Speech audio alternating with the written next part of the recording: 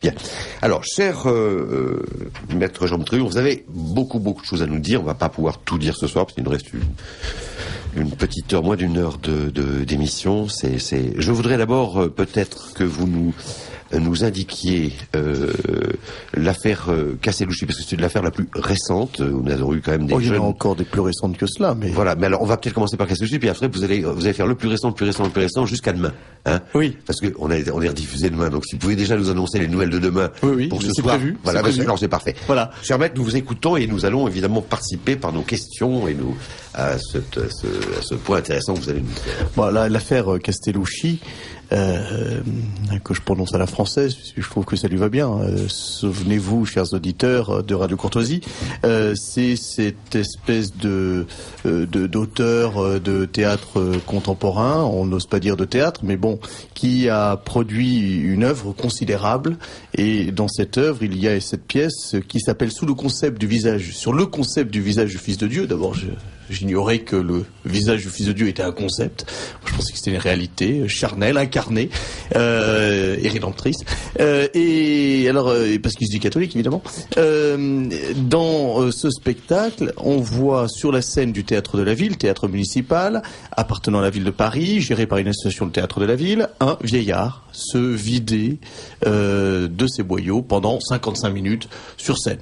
Il est à poil, son fils vient le torcher, c'est non seulement abject, mais tout simplement aberrant. C'est-à-dire que dans n'importe quel pays civilisé, ces acteurs auraient... ces acteurs, faut le dire vite, parce qu'en fait, ils jouent avec la partie basse de leur anatomie, simplement.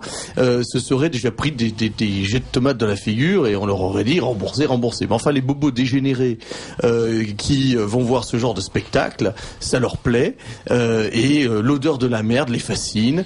Voilà, moi j'ai des enfants en bas âge qui sont en plein dans cet âge-là, c'est l'âge anal et pipi caca.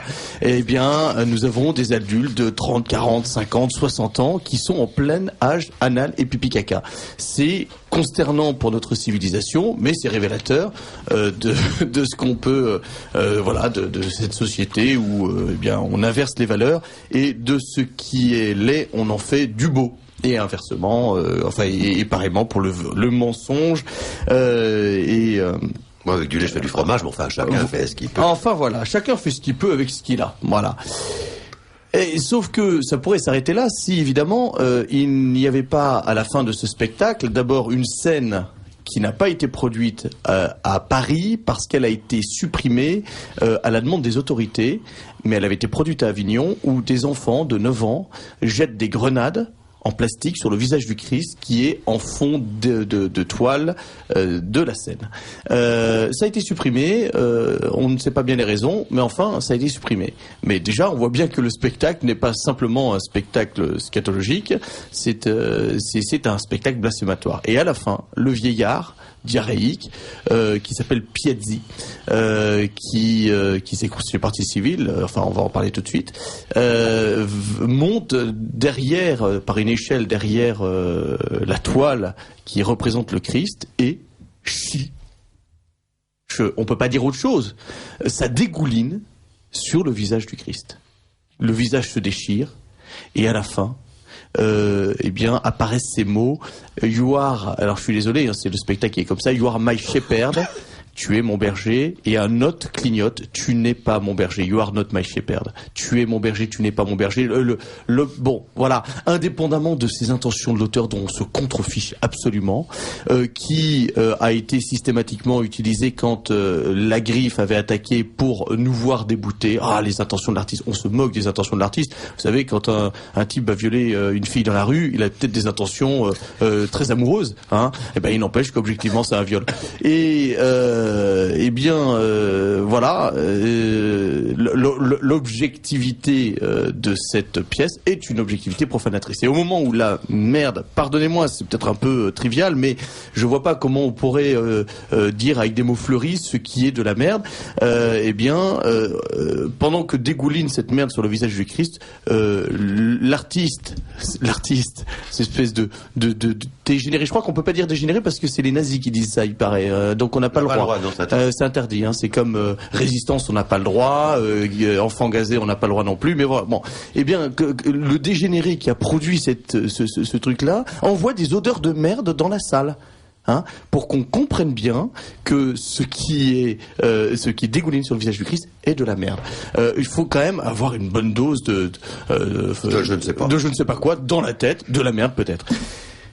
Là-dessus, des jeunes catholiques de tous horizons. Alors on a dit ce sont les intégristes fascistes, fascisants et qui veulent porter atteinte à la forme républicaine du gouvernement qui se sont jetés tels des hordes.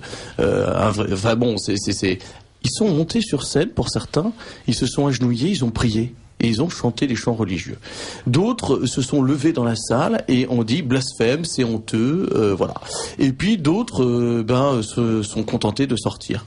Eh bien, ils ont été raflés, mais je crois que c'est aussi un terme réservé, mais tant pis. Ils ont été raflés, jetés dans les geôles infâmes de garde à vue où il y a des tas d'excrétions qui dégoulinent sur les vitres, on ne sait pas trop de quelle nature elles sont, où on est parfois obligé d'uriner dans ces cellules de garde à vue parce qu'on ne veut pas vous emmener aux toilettes. Et 2 jours en garde à vue, 20 heures au dépôt du palais de justice avant d'être traînés devant le procureur, puis devant le juge des libertés de la détention qui leur a fait des leçons de morale en leur expliquant qu'ils étaient d'infâmes intégristes, de mauvais citoyens et qui leur a interdit de se rencontrer et de côtoyer dans 1 kilomètre aux alentours du théâtre de la ville, dans ce cercle, 1 kilomètre autour du théâtre de la ville, celle-là elle a été interdit, ce qui veut dire que concrètement, ils n'avaient même pas le droit d'aller au palais de justice.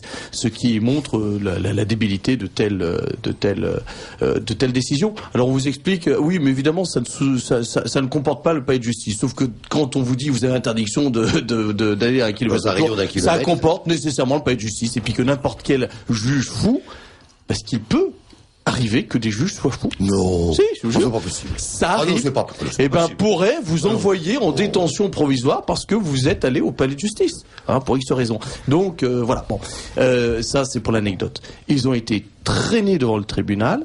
Alors, le parquet de Paris a une pratique tout à fait sympathique, y compris pour les manifs pour tous. C'est quand pour une même action vous avez 20, 30, 40 personnes, eh bien il va envoyer ces 20, 30 ou 40 personnes en l'espèce 34, 3 devant telle chambre à tel jour à telle heure, et puis 4 devant une autre chambre, et comme ça 4 ou 5 chambres avaient été saisies à des dates différentes.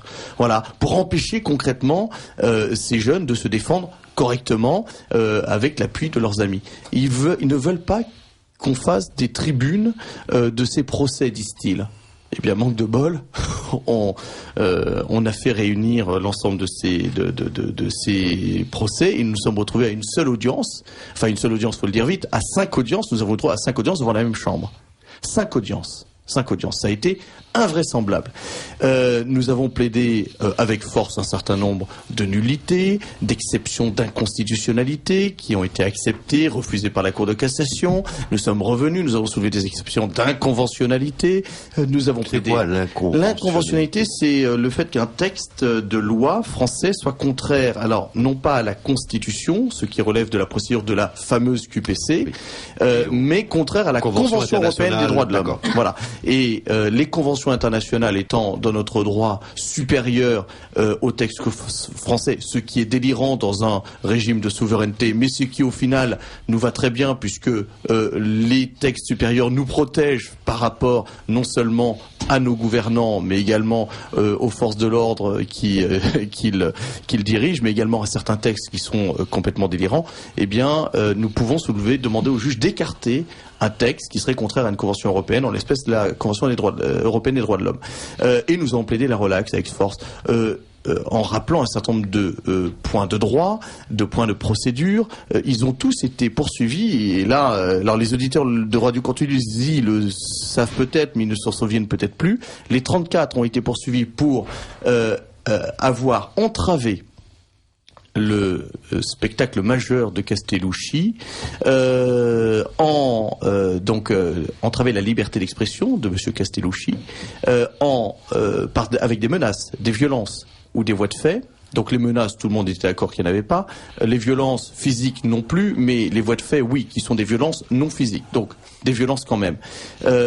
En l'espèce, nous explique le parquet, en étant monté sur scène, en s'y étant maintenu, c'est grave, hein. C'est des gens qui montent sur scène, qui s'y maintiennent, il y en a quand même un paquet dans plein d'endroits de France, et y compris des LGBT quand ils vont interrompre comme à Rennes au théâtre du Triangle, mais eux n'ont pas été poursuivis quand ils viennent interrompre les débats des anti-mariages homo. En s'y étant maintenu, en ayant prié et chanté des chants religieux. Vous vous rendez compte que dans notre pays, le parquet de la République, sous l'ordre direct de la chancellerie, c'était sous l'ère Sarkozy, ça n'a pas beaucoup changé. Hein, c'est du pareil au même. Et aujourd'hui, nous aurions certainement les bons de le rappeler. Mais bien sûr, mais bien sûr. Voilà. Et nous aurions aujourd'hui la même situation dans notre pays, très probablement que sous l'ère Sarkozy. Les parquets sont politisés, les policiers sont politisés pour beaucoup, en tout cas leurs responsables, certains de leurs responsables. Donc ça n'aurait pas changé beaucoup.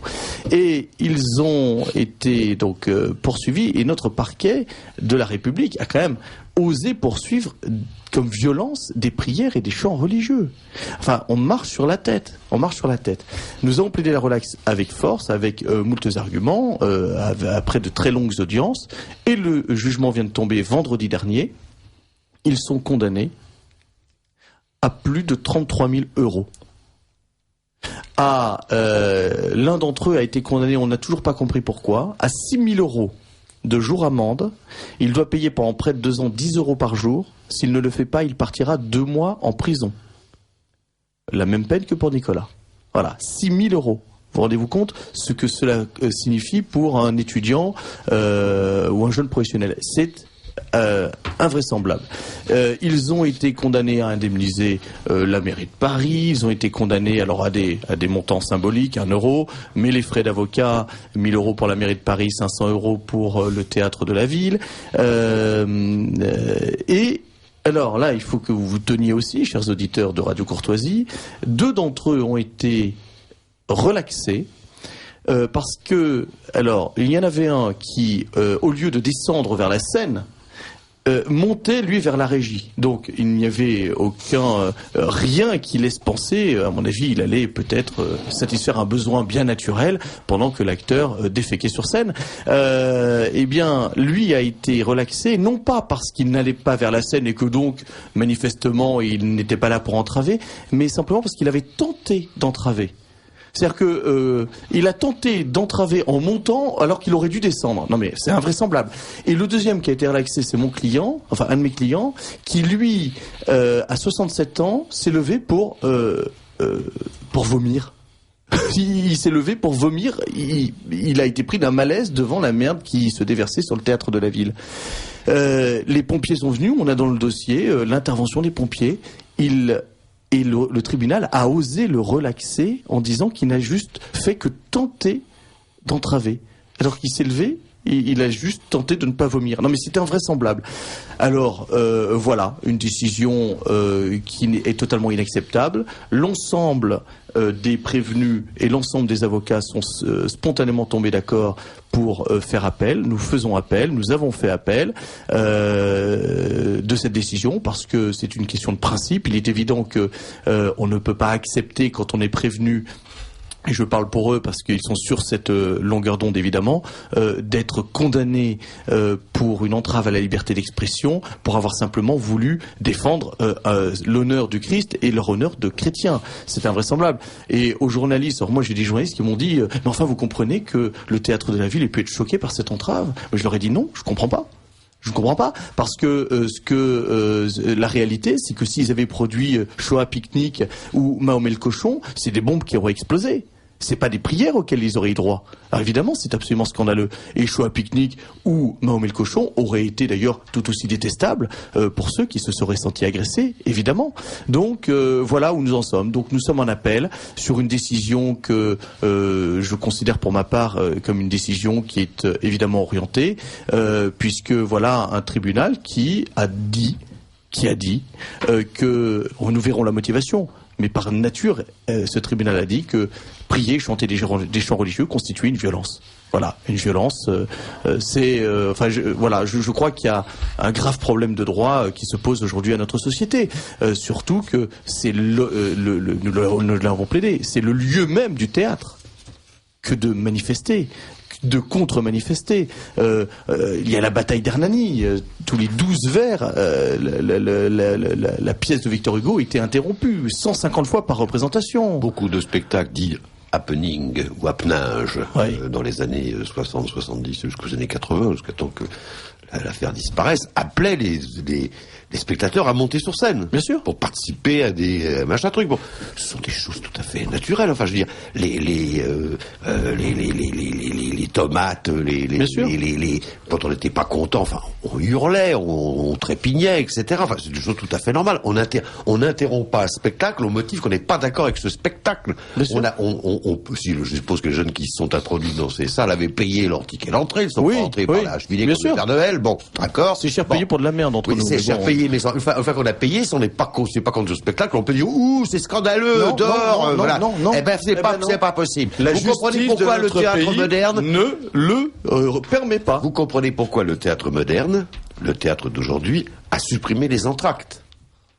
Maintenant, on file les pièces.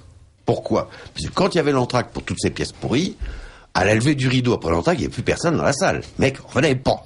Mais là, on vous confine. Non seulement vous n'avez rien le droit de dire, vous êtes obligé d'assister à ça jusqu'au bout. Voilà, c'est tout juste si on vous menace pas avec comment on appelle ça, des pistolets